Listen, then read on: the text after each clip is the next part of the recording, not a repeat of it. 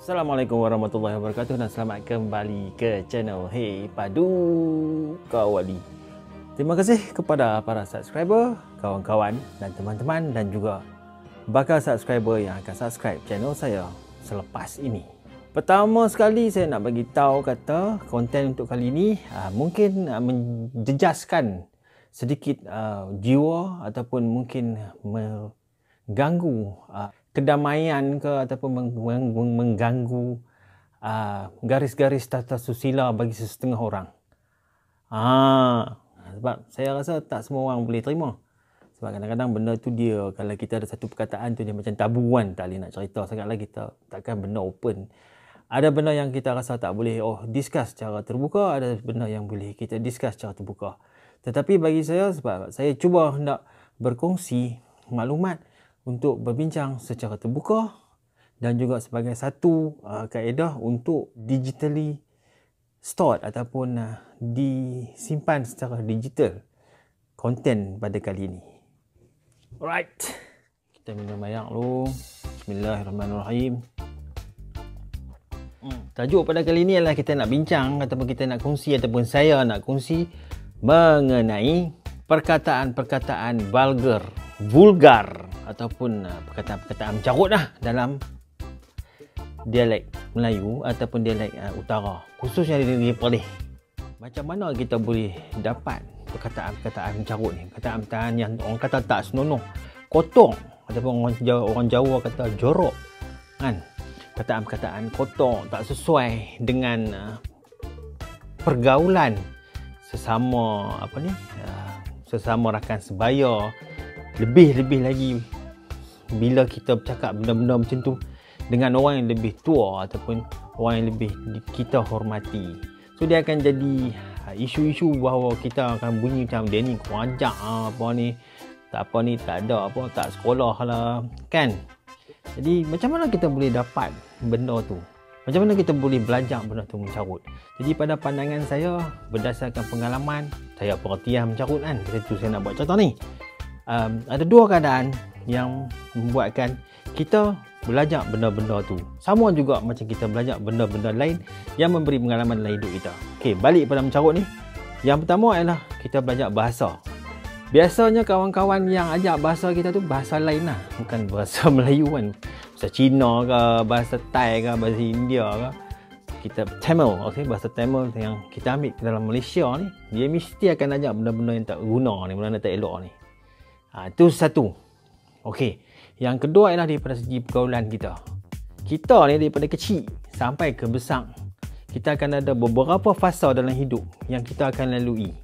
Kan? Bila kita dah boleh berjalan kan, dah boleh bercakap sampai ke umur 5 atau 6 tahun, kita dah start kenal dunia kan. Bila sampai umur 6 ke 7 tahun, kalau ikut dalam daripada segi sistem pelajaran di negara Malaysia ni, kita akan mula diberi peluang ataupun memang wajib untuk ataupun untuk pergi ke tadika ataupun dipanggil prasekolah. Bahasa sedap dia prasekolah. Zaman saya dulu tadika ya.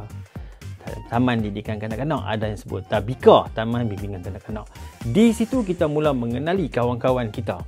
Sebelum tu, hidup kita ni mungkin ada sepupu-sepupu kita yang kita jumpa sekali-sekala raya apa semua kan. Kita jumpa yang tu je. Ataupun hidup kita dengan mak bapak kita, ataupun kalau duduk dengan tok dengan circle atuk dan nenek kita. Bila kita dah masuk tadika umur 6 tahun tu, kita dah jumpa kawan-kawan daripada tempat lain. Adalah nasib kadang-kadang kawan-kawan sekampung pun kita masuk tadika sekali sebab tahun lahir, tahun beranak tu sama, so kita akan masuk tadika sekali. Itu tak apa.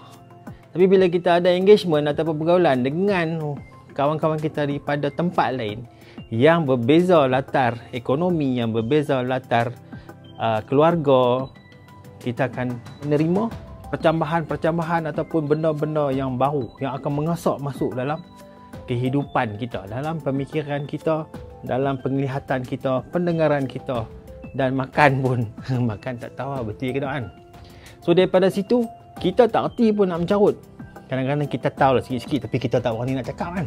Tapi bila kita berada di luar daripada kawalan, maknanya bukan tak dikawal, dia tak dikawal tu, tapi bila kita bergaul tu di luar kawalan pergaulan tu, jauh pada mak bapak kita, jauh pada tok nenek kita akan sekali-sekala akan menggunakan perkataan tu. Biasa kalau kami di utara ni, yang perkataan macam bodoh, butuh hang, dia macam-macam benda-benda macam tu dah jadi common. Benda-benda macam tu dah umum untuk setengah kanak-kanak yang antara umur 7 sampai 9 ataupun 10 tahun. Ni bukan kajian, ni berdasarkan pengalaman. Benda tu dia makin meningkat sampailah kita umur macam lah ni pun. Tapi bila sampai umur yang dah 25 ataupun 20-an tu, dia dah habis dah. Maksudnya kosakata dia pun dah habis, kecuali kalau ada benda-benda baru, kosakata baru daripada bahasa asing.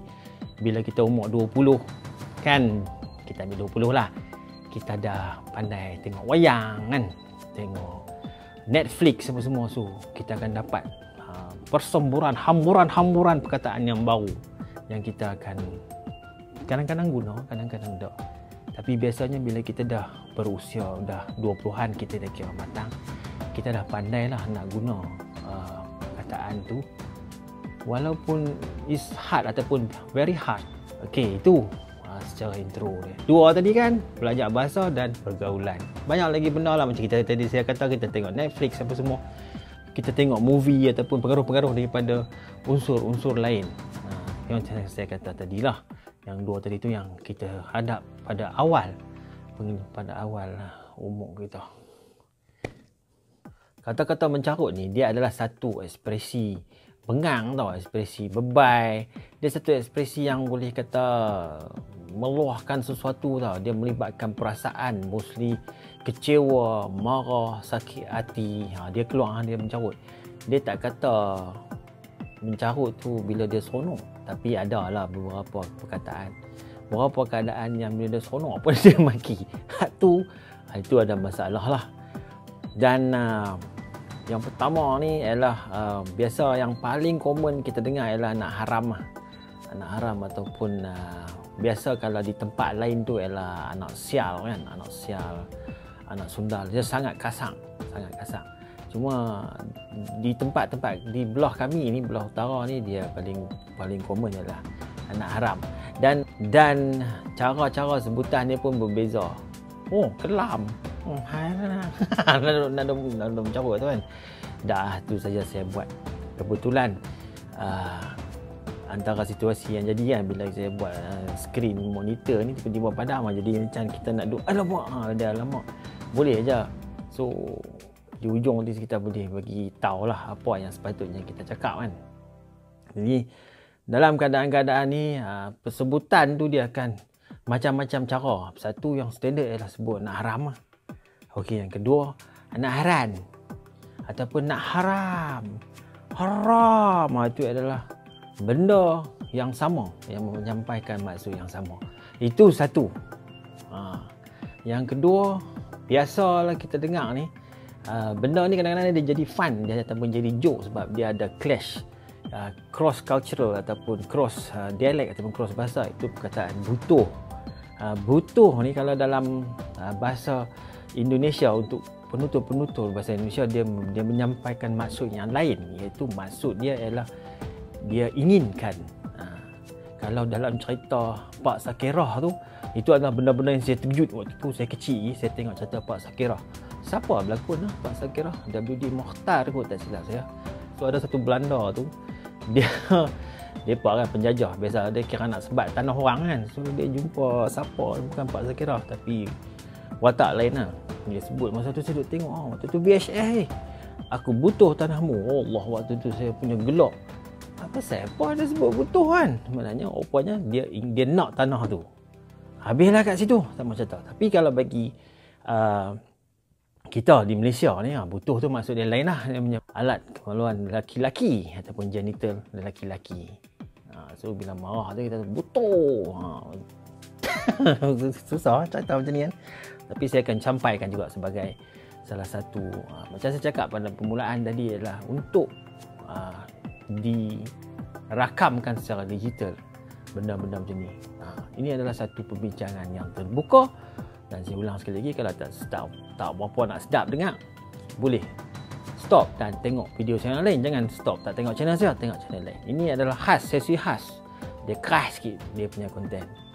So daripada butuh ni, saya nak sembang benda ni, daripada butuh ni, dia biasa dia akan marah, dia akan jadi butuh hang. Sebab bila saya sebut tu, saya ada cara kompon kan. Butuh hang, dia tak ada boleh butuh hang, dia tak ada feel. Butuh hang, tak ada feel. Butuh hang, badan dia kena ada kompon sikit. So bila marah tu, ni biasa digunakan sesama rakan sebaya, dan juga digunakan daripada bukan rakan sebaya. Ini bila marah tu dia lawan maki. Lawan maki itu adalah perkataan yang sama, yang selalu digunakan. Dan dia ada evolusi tau, ataupun bagi saya duduk fikir kan, dia ada rank dia. So kalau dia ada rank dia, macam dia naik tinggi. Kalau dia marah lagi, bila dia marah lagi, dia boleh menghentam ahli keluarga orang yang dia marah. Dia kasang dekat sampai tahap tu.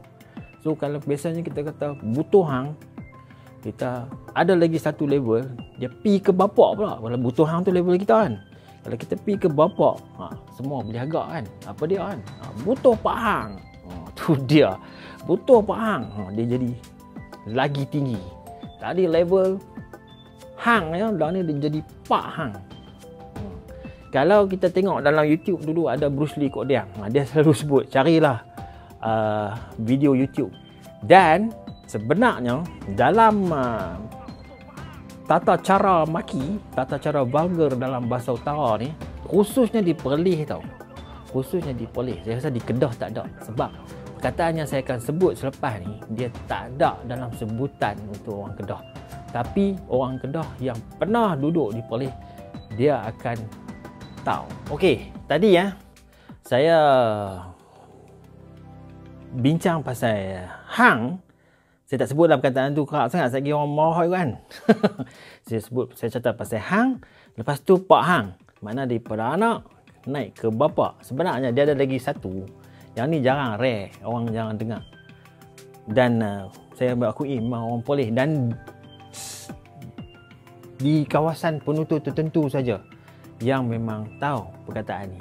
Tapi bagi kami secara general, secara universal di negeri Perlis akan tahu. Dan juga macam saya kata tadi, mungkin ada lagi penutur daripada negeri utara yang lain macam Kedah, Penang yang akan tahu perkataan ni. Okey, yang ketiga tu ialah level Tok Wan dia. Level Tok Wan dia. Ada tuan-tuan. Level Tok Wan ni pun ada cara maki dia. Apa dia? So dalam di negeri Perlis ataupun di utara ni, selain daripada Tok Wan, dia ada panggil Tok Ayah. Grandfather lah, datuk dia tu, dia ada panggil Tok Wan, dia ada panggil Tok Ayah, dia ada panggil Tok Wan. Dia ada satu lagi perkataan dia panggil Cak ataupun C-H-A-Q kot no, C-H-A-K dia jadi Cak. Kata C-H-A-Q, sebutannya ialah Cak. Cak tu dia merujuk kepada datuk lah, ataupun Tok Wan, ataupun Tok Ayah, ataupun Cak tadilah. So dia ada satu perkataan lagi selain pada hang tu, hang, pak hang, Cak. Tapi dia tak kata perkataan butuh Cak dah. Dia tak kata. Perkataan dia ialah Peliak Cak Ka. Sebut betul-betul, Peliak Cak Ka.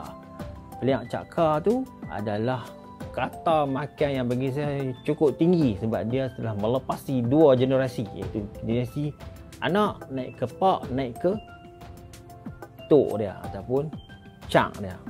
Dan tapi dia tak kata perkataan yang mula tadi, dia sebut perkataan Peliak Cak Ka. Peliak tu ialah pelir lah, sama juga, cuma dia sebut Peliak Cak Ka tu ialah dia Peliak Cak Ka. Ka tu adalah kamu. So Ka tu yang saya kata merujuk kepada negeri Perlis. Sebab apa? Di negeri Kedah dia tak sebut Ka. Dia tak ada. Dia tak ada. Orang Kedah dia tak sebut kah. Dia akan sebut hang. Dia akan sebut hang. Macam butuh hang, butuh pak hang. Itu bila tu peliak cakar tu dia berada di luar. Mana dia specialize untuk penutur di negeri Perlis, khususnya di kawasan negeri Perlis, di kawasan utara. Daripada kalau tengok daripada video saya buat sebelum ni yang dialek Perlis tu, kita ambil satu sempadan secara imaginary tu ialah daripada Kangak tu, daripada Kuala Perlis pergi ke Kangak sampai Karau ke atas. Yang tu dia orang faham. Dan saya cakap ulang sekali lagi bahawa secara universalnya orang Perlis tahu perkataan tu. Tu saya ulang balik. Butuh hang, butuh pak hang ataupun peliak cakar. Okey, itu ada tiga carutan yang menunjukkan tahap dia, rank dia naik satu-satu mengikut generasi. Dia tidak menggambarkan bahawa ini adalah satu laras carutan. Dia adalah satu jenis mencarut lah, jenis mencarut. Dan dia saya tak tahu macam mana boleh jadi, sebab yang dua tu adalah common. Yang tadi tu yang pasal cak tu, dia bagi saya tu dia rare sikit. Cuma saya harap tuan-tuan dan perempuan, para subscriber dan bahkan subscriber yang dengar ni jangan duk marah saya lah kan, sebab niat saya adalah untuk menyampaikan information, untuk merakamkan secara digital, iaitu di dalam video YouTube ni. Sebenarnya banyak lagi perkataan-perkataan vulgar yang berada di dalam kamus-kamus penutur kami orang utara ni, ataupun khususnya di negeri Perlis.